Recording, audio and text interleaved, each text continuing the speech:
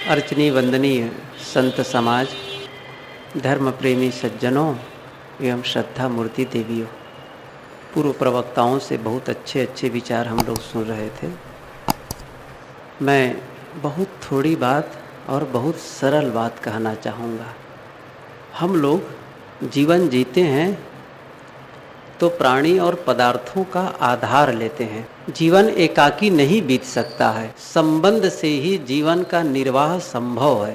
प्राणियों का भी संबंध और खास करके मनुष्यों का, और साथ साथ पदार्थों का भी संबंध। शरीर पदार्थमय है, वस्तु है, तत्वों से निर्मित है, इसलिए तत्वों की आवश्यकता है इसके संरक्षण के लिए। वस्तुएं तो हम अपने मन माफिक उपयोग कर लेते हैं, जैसा हम चाहते हैं वैसा उसका उपयोग करते हैं। जब चाहें जहां उसे उठाकर रख दें और जब चाहे वहां से उठा करके अन्यत्र ले जा करके रख दें। वस्तुओं की ओर से हमारे ऊपर कोई ऑब्जेक्शन नहीं आएगा, कोई प्रतिक्रिया नहीं होगी, कोई विरोध नहीं जताया जाएगा कि देखो हमारा व्यवहार सलीके से करो। ऐसा वस्तुओं की ओर से कोई बात नहीं आएगी। ज़्यादा संबंधों में ज़्यादा कठिनाई होती है मनुष्यों के साथ। जिन लोगों के साथ रहते हैं और निरंतर रहते हैं और लंबे समय तक उनका साथ रहना है, ऐसी स्थिति में यदि मनुष्यों का उपयोग हम वस्तुओं के रूप में करेंगे, वस्तुओं की तरह करेंगे, फिर व्यवहार बिगड़ जाएगा। जैसे हम वस्तुओं का उपयोग करते हैं, चाहे जहाँ रख दें, चाहे जैसे उठाकर रख दें, जैसे उपयोग करें, ये नहीं चलेगा। एक छोटा बच्चा है, छोटे बच्चे को आप केवल खाना पीना दे दें, इतने मात्र से बच्चे का पोषण नहीं होगा। उसे स्नेह चाहिए, प्यार चाहिए, दुलार चाहिए, तब पूरा पोषण हो पाएगा। घर में कोई वृद्ध है, बुजुर्ग है, उसे आप केवल भोजन पानी दे दें और बस ठीक रहो, वो भी, उसका भी मन कुंठाग्रस्त हो जाएगा। उन्हें भी आशा रहती है कि मेरे घर के लोग आएं, मेरे पास बैठें और प्रेम की दो वार्ता करें, आपस में कुछ ऐसी वार्ता हो जिसमें स्निग्धता हो, आपस का जुड़ाव हो, आपस का प्रेम पनपे। ये एक वृद्ध भी आशा करता है। और कहना चाहिए घर का हर सदस्य ये आशान्वित है इस ढंग से बर्ताव के लिए। पत्नी आती है घर में और पति केवल उनको वस्तु के रूप में प्रयोग करे, बस सहज ढंग से उनके साथ न प्रेम से बर्ताव हो, न स्नेह हो, न कोई उनके साथ ऐसा संबंध हो जिससे लगे कि उनका अस्तित्व है, तो ऊब जाएगी। वो किसके बल पर रहेगी? ऐसे ही पति की बात है। पति को भी, पति कोई पत्नी हो और वो उनके लिए भोजन बना दे, नाश्ता कर दे, चरा दे, खिला दे, चाय पिला दे, बिस्तर लगा दे, सब काम करे और मौन शांत, तो पति उब जाएगा। कैसे संबंध निभेगा? मैं ये कहना चाहता था कि वस्तु और व्यक्ति दोनों में अंतर महसूस करें। हम व्यक्तियों का संबंध जो हम लोगों का है वो वस्तुओं की तरह नहीं है, इससे भिन्न है। हम लोग की आदत क्या होती है कि हम हर व्यक्ति को जो हमसे संबंधित हैं उनके लिए ये अपेक्षा रखते हैं कि वो हमारी नाक की ही सिधाई से देखे और चले। बड़ा अद्भुत है ये मामला। हम जैसा सोचते हैं, जैसा करते हैं, वैसे अन्य लोग भी सोचे और करें।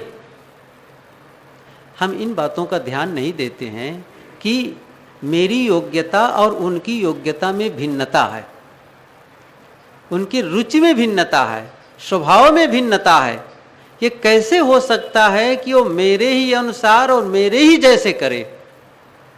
उनका अपना ढंग होगा, सोचने का ढंग होगा। और कई बार हम लोग इतना असफल इसलिए हो जाते हैं जैसे एक छोटा बच्चा, ख्याल करें, छोटा है, बस 4-5 साल का है, और पिता 30 साल का है, 35 साल का है।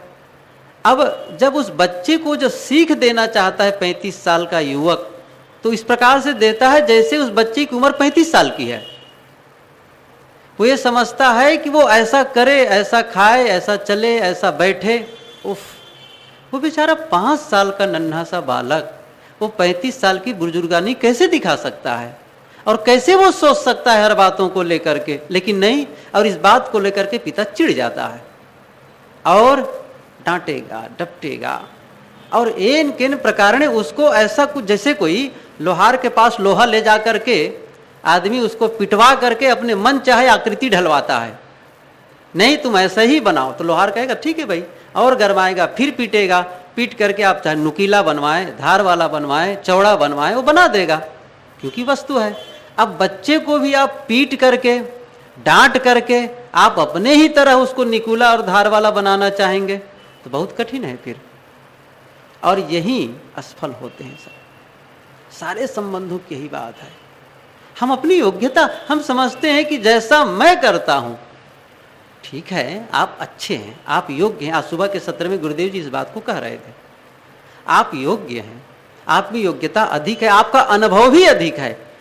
लेकिन जो अभी अनुभवहीन है और अयोग्य है सर्वथा, उसको तो आपको सहारा देकर ही आगे बढ़ाना होगा ना।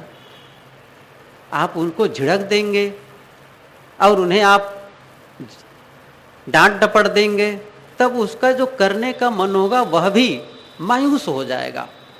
एक उदाहरण बता रहे थे गुरुजी बहुत पहले, एक फैजाबाद की बात है। फैजाबाद, जहाँ भरत कुंड आप लोग सुने होंगे, भदरसा जिसे कहते हैं आजकल, तो वहाँ भगत लोग रहते हैं। गुरुजी पहले वहाँ जाया करते थे, तो गए थे, बैठे थे, बातचीत की, बहुत पहले की बात है। तो एक सास अपनी बहू से कहती है कि बताए कि अमुक काम तुम कर लो। करने लगी बहू, अब उनसे करते नहीं बना। जब करते नहीं बना तो सास आ गई और बहू को डांटती है, हटो तुम यहाँ से, तुम्हारे से कुछ काम नहीं हो पाएगा, छोड़ो। डांट डपट करके वो अपने हाथ से काम करने लग गई। बात तो बिगड़ गई। अब बहू चुपचाप क्या करेगी बेचारी, ठीक है, अलग हो गई। सास कर ली। गुरुजी वहीं बैठे देख भी रहे थे और लोग बात कर रहे थे पुरुष वर्गों के साथ में, लेकिन वो दूर से जो क्रियाकलाप है उधर भी उनकी नजर रही। काफी देर के बाद जब काफी समय बीत गया तो सास आई गुरुजी के पास। गुरुजी ने कहा कि तुमने अच्छा व्यवहार नहीं किया। ये सच है कि बहू को जो काम बताना ठीक है, लेकिन ये आप कैसे मान ली कि आपके अनुसार वो ज्यों के त्यों करे, और फिर उनको तुम झिड़क दिए।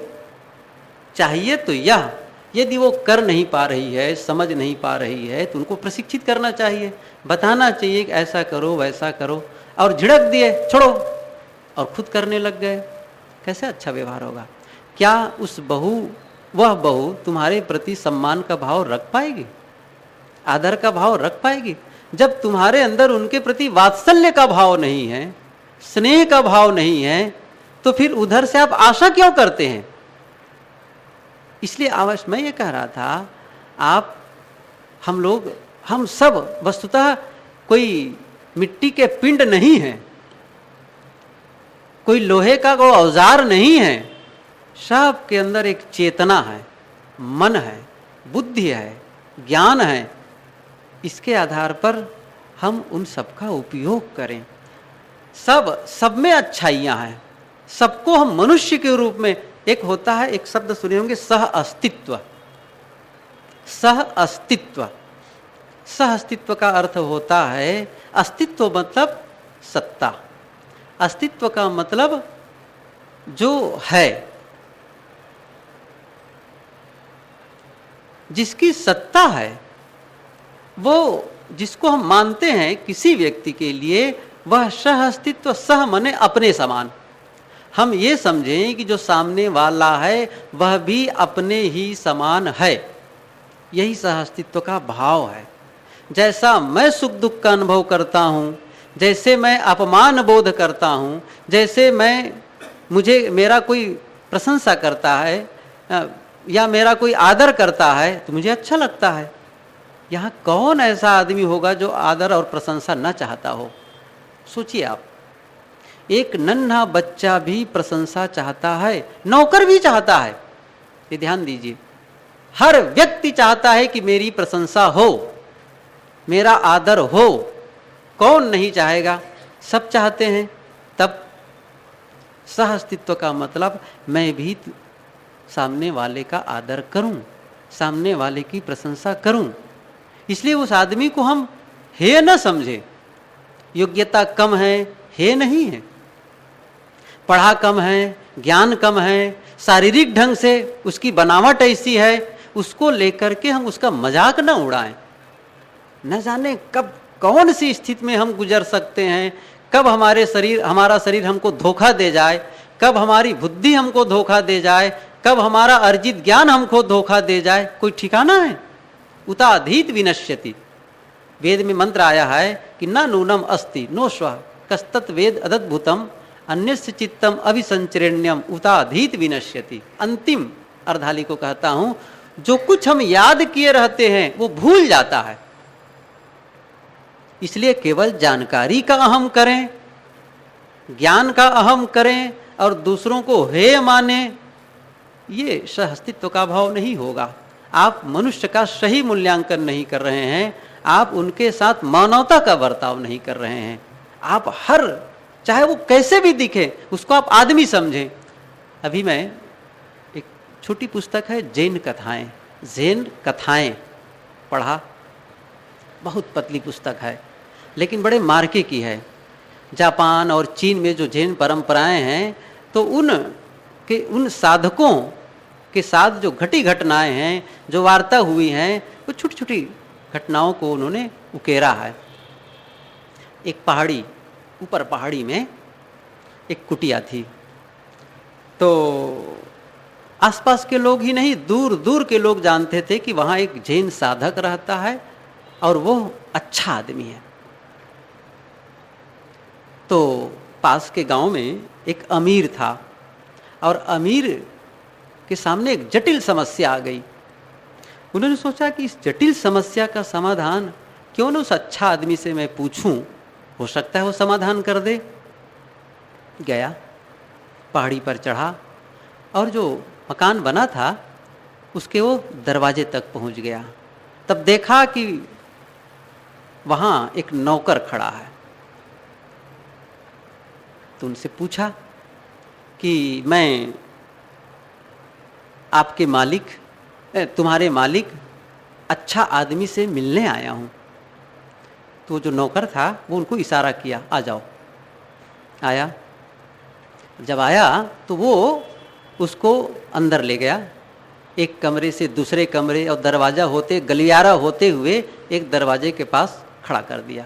जैसे वो दरवाज़ा खोलता है रईस आदमी, और दरवाजे के बाहर जैसे पांव रखता है तैसे उसको आभास हुआ कि ये उस आश्रम का, उस कुटिये का पीछे का दरवाज़ा है और इसके माध्यम से मुझे बाहर कर दिया गया है। लौटकर पूछा, मैं आपके मालिक अच्छा आदमी, उससे मिलने आया हूँ, मैं अपनी समस्या उन्हें बताना चाहता हूँ, कहाँ है वो? तो वो जो नौकर सरीखे दिख रहा था वस्तुतः वही अच्छा आदमी था। उन्होंने कहा, तुम्हारी समस्या का समाधान यही है, अब से जो कोई भी तुम्हें आदमी मिले और जिस रूप में मिले, जैसा भी मिले, जैसा भी दिखे, उसे तुम अच्छा आदमी मानना, अच्छा आदमी समझना। बस यही तुम्हारी समस्या का समाधान है। क्या कोई नौकर के सरीखे दिखे, वेशभूषा अच्छा ना हो, तो क्या वो अच्छा आदमी नहीं हो सकता है? किसी के वेशभूषा के आधार पर क्यों मूल्यांकन करते हैं? किसी की गरीबी के आधार पर क्यों मूल्यांकन करते हैं? किसी की योग्यता के आधार पर क्यों किसी को हे समझते हैं? आवश्यकता है सबके अंदर गुणवत्ता है। यदि हम प्रेम और स्नेह का बर्ताव करते हैं, लोगों के साथ में मैत्री का बर्ताव करते हैं तो निश्चित है उधर से भी वही भाव पनपेगा। हम दुराव छिपाव रखेंगे, छल कपट का भाव रखेंगे, कुटिलता का भाव रखेंगे, तो सामने वाले से भी हम अच्छा भाव पाने के लिए आशान्वित न हो, ये आवश्यक है। इसलिए हम सबका संबंध जो प्राणी और पदार्थों का चलता है, मनुष्यों के बीच हम सब रहते हैं, तो पदार्थों का उपयोग तो बड़ा सरल है। पदार्थ इकट्ठा कर लें, उपयोग कर लें, जैसे तैसे उसका बर्ताव कर लें, ये सच है। ये भी सच है कि हम उसके लिए भी स्वतंत्र नहीं है सर्वथा, ये सच है। उसके लिए भी हमें नियमों का पालन करना पड़ेगा। क्या हमारे पास अधिक वस्तुएं हैं तो क्या हम चाहे जैसे उपयोग कर लें? ये नहीं हो सकता है। खाने में हमारे पास बहुत सामान है खाने का, तो क्या चाहे जो खा लें? यदि हम संयत पूर्वक उसका प्रयोग करते हैं तो ही सुखी रह पाएंगे। ध्यान दीजिए, भौतिक वस्तुओं के प्रयोग में भी संयम की आवश्यकता है। चाहे जो पहन लें, पैसा है, रुपया है, चाहे जैसा कपड़ा पहन ले, ये कैसे हो सकता है? शायद मेरे ख्याल से 1-2 साल पहले की बात हुई। एक भगत आते हैं, आज नहीं आए हैं वो, और अच्छे सज्जन हैं। एक बार एक कपड़ा पहन के आया तो ऐसा लगा जैसे कोई बौद्ध भिक्षु पहनते हैं ना, वो गिरवा कपड़ा मटमैला, तो वो ढंग से वो पहन करके आया एक दिन। फिर मैंने कहा, वाह भाई, आप तो बौद्ध भिक्षु सरीखे दिख रहे हैं। तो कहा, साहब हम लोग गृहस्थ हैं, चाहे जैसा पहने, कोई चलेगा ये सब। हम कहें बात ठीक है, आप गृहस्थ हैं, लेकिन पहनने में स्वतंत्र नहीं हैं आप वही पहनेंगे तभी अच्छा माना जाएगा जिसे आपकी पत्नी पसंद करे, घर के लोग पसंद करें और आपके मित्र पसंद करें।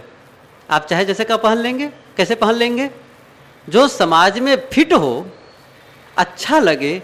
आप एक भक्त हैं, एक सज्जन हैं, एक सत्संगी हैं, चाहे जैसे कैसे पहन लेंगे? क्या आपको ये अनुकूल पड़ेगा कि आप जैसे आप सत्संगी हैं और आप जैसे आजकल नए बच्चे पहनते हैं, छींटदार पहने, चटकीला भड़कीला पहने? कैसे सेट करेगा? आप क्या पसंद करते हैं, महत्व इसका भी है। हमारे मन का प्रतिबिंब, उसका प्रकटीकरण हमारे व्यवहार से होता है। हम कैसा पसंद करते हैं, कौन सा कपड़ा पसंद करते हैं, कैसा पहनना पसंद करते हैं, और टीवी में हम कौन सा धारावाहिक देखते हैं। ध्यान दीजिए, कौन सा चुटकुला सुनना पसंद करते हैं, कौन सी पुस्तक पढ़ना पसंद करते हैं, किन मित्रों से, किन लोगों के साथ रहना पसंद करते हैं, ये सारी बातें हमारे मन के आधार पर होते हैं और उसके आधार पर वो मूल्यांकन किया जा सकता है आपके मानसिक दशा क्या है। ऐसी ऐसी बातों को आप पसंद कर रहे हैं जो साधना से बिल्कुल खिलाफ है। भले ही आप सत्संगी हो, भले ही आप साधक हो, लेकिन वो ऐसे विचार जिसको एक सामान्य गृहस्थ भी पसंद नहीं करता है, उसे आप प्रियकर मान रहे हैं। कैसे माना जाए? मैं तो एक दूसरी बात कह रहा था। मैं ये कह रहा था, वस्तुओं के प्रयोग में भी हमें सावधानी की आवश्यकता है। उसके लिए भी असंयत व्यवहार करेंगे तो भी हम दुखी रहेंगे और समाज में उसका गलत प्रभाव पड़ेगा। जहाँ तक प्राणियों की बात है, मनुष्यों की बात है, इसके लिए अत्यंत संवेदनशील होने की आवश्यकता है, बहुत। क्योंकि सब का मन, अभी मैंने जैसे वेद का मंत्र कहा, अन्यस्य चित्तम अभिसंचरण्यम, अन्यों का चित्त, दूसरों का चित्त अभिसंचरण, बड़ा विचरा हुआ है, बड़ा चंचल है। जिन मनुष्यों के साथ रहते हैं उनका मन है, उनकी रुचियां हैं, और इसके आधार पर वो भिन्न भिन्न विचार कर सकते हैं। आज जो बहुत समर्पित लग रहे हैं, मित्रवत व्यवहार कर रहे हैं, कल उनका विचार बहुत अलग हो सकता है, विपरीत भी हो सकता है।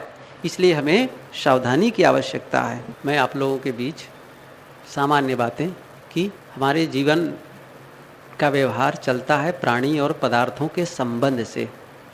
पदार्थों का उपयोग करते हैं और प्राणियों के बीच रहते हैं, उनसे संबंध बनता है। पदार्थों के उपयोग में भी हम सर्वथा स्वतंत्र तो नहीं हैं, फिर भी हम बहुत कुछ उसे अपने मन माफिक उपयोग कर सकते हैं।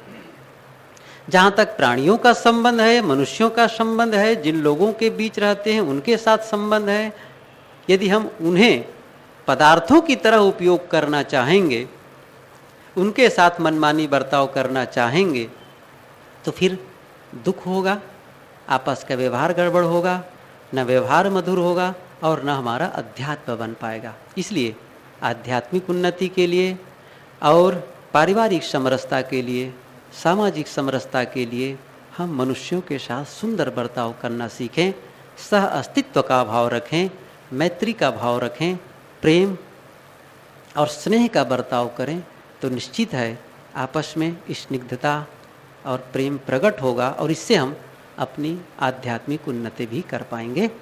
गुरुदेव जी हम लोगों के बीच विराजमान हो चुके हैं। काफ़ी देर से हम लोग आपस में चर्चा कर रहे हैं। अब मैं अपनी वाणी को विराम देता हूँ।